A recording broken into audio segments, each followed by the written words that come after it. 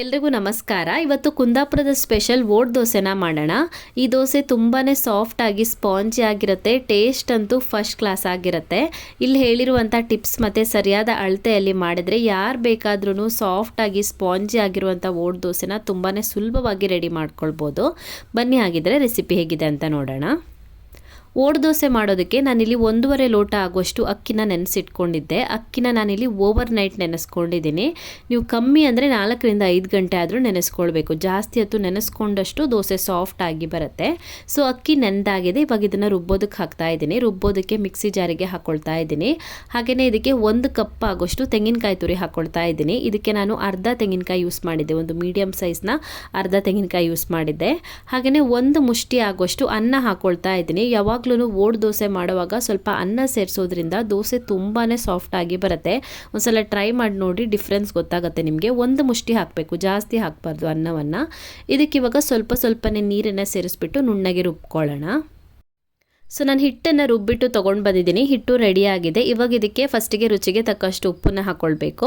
ಉಪ್ಪನ್ನು ಹಾಕಿ ಚೆನ್ನಾಗಿ ಮಿಕ್ಸ್ ಮಾಡಿಕೊಂಡು ಅದಕ್ಕೆ ತಕ್ಕಂತೆ ಸ್ವಲ್ಪನೇ ನೀರನ್ನು ಹಾಕಿಬಿಟ್ಟು ಕನ್ಸಿಸ್ಟೆನ್ಸಿನ ಅಡ್ಜಸ್ಟ್ ಮಾಡ್ಕೊಳ್ಬೇಕು. ನೋಡ್ತಿದ್ದೀರಲ್ಲ ನೀವು ಎಷ್ಟು ದಪ್ಪ ಇದೆ ಅಂತ, ಇಷ್ಟೇ ದಪ್ಪ ಮಾಡ್ಕೊಳ್ಳಿ.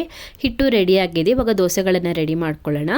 ಓಟ್ ದೋಸೆನ ಯಾವಾಗ್ಲೂ ಹೆಂಚಿನ ಕಾವಲಿಯಿಂದ ಮಾಡ್ತಾರೆ. ಮಣ್ಣಿಂದ ಹೆಂಚು ಸಿಗುತ್ತಲ್ವ, ಅದರಿಂದ ಮಾಡ್ತಾರೆ.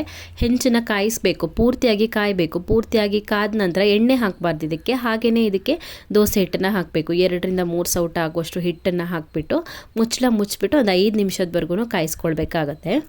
ದೋಸೆ ಕಾದಾದ ನಂತರ ಮುಚ್ಚಳ ಓಪನ್ ಮಾಡಿಬಿಟ್ಟು ರಿಮೂವ್ ಮಾಡ್ಕೊಳ್ಬೇಕು. ಕೆಲವೊಂದು ಹಂಚಿಂದ ಈಸಿಯಾಗಿ ತೆಗಿಯೋದಕ್ಕೆ ಬರುತ್ತೆ ದೋಸೆ, ಕೆಲವೊಂದು ಸ್ವಲ್ಪ ಅಂಟ್ಕೊಂಡಿರುತ್ತೆ.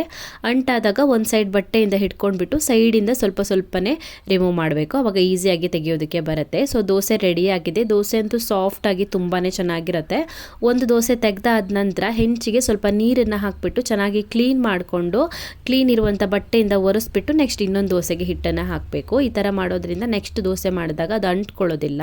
ಹೆಂಚು ಕ್ಲೀನ್ ಆಗಿರಬೇಕು. ಹೆಂಚು ಒಂದ್ಸಲ ಪೂರ್ತಿಯಾಗಿ ಕಾದ ನಂತರನೇ ಇನ್ನೊಂದು ದೋಸೆಗೆ ಹಿಟ್ಟನ್ನು ಹಾಕ್ಕೊಳ್ಳಿ. ಇದೇ ಥರ ಉಳಿದಿರುವಂಥ ದೋಸೆಗಳನ್ನು ಕೂಡ ರೆಡಿ ಮಾಡ್ಕೊಳ್ಳಿ. ಈ ದೋಸೆ ಅಂತೂ ತುಂಬಾ ಸ್ಪಾಂಜಿಯಾಗಿ ಸಾಫ್ಟ್ ಆಗಿರುತ್ತೆ. ತಿನ್ನೋದಕ್ಕೆ ತುಂಬಾ ರುಚಿಯಾಗಿರುತ್ತೆ. ವೆಜಿಟೇರಿಯನ್ಗಳಾದರೆ ಚಟ್ನಿ ಜೊತೆಗೆ ಚೆನ್ನಾಗಾಗುತ್ತೆ, ಸಾಂಬಾರ್ ಜೊತೆ ಚೆನ್ನಾಗಾಗುತ್ತೆ. ನಾನ್ ವೆಜಿಟೇರಿಯನ್ಗಳಾದರೆ ಚಿಕನ್ ಸುಕ್ಕದ ಜೊತೆಗೆ, ಚಿಕನ್ ಕರಿ ಜೊತೆಗೆ ತುಂಬಾ ಚೆನ್ನಾಗಾಗುತ್ತೆ ತಿನ್ನೋದಕ್ಕೆ. ಸೊ ಒಂದ್ಸಲ ಮಿಸ್ ಮಾಡದೆ ಟ್ರೈ ಮಾಡಿ, ಕಮೆಂಟಲ್ಲಿ ಹೇಗಿದೆ ಅಂತ ತಿಳಿಸಿ. ಇನ್ನು ಹೆಚ್ಚಿನ ವಿಡಿಯೋಗಳಿಗೆ ನನ್ನ ಯೂಟ್ಯೂಬ್ ಚಾನಲನ್ನು ಸಬ್ಸ್ಕ್ರೈಬ್ ಮಾಡ್ಕೊಳ್ಳಿ. ಹಾಗೆಯೇ ನನ್ನನ್ನು ಫಾಲೋ ಮಾಡೋದನ್ನು ಮರಿಬೇಡಿ.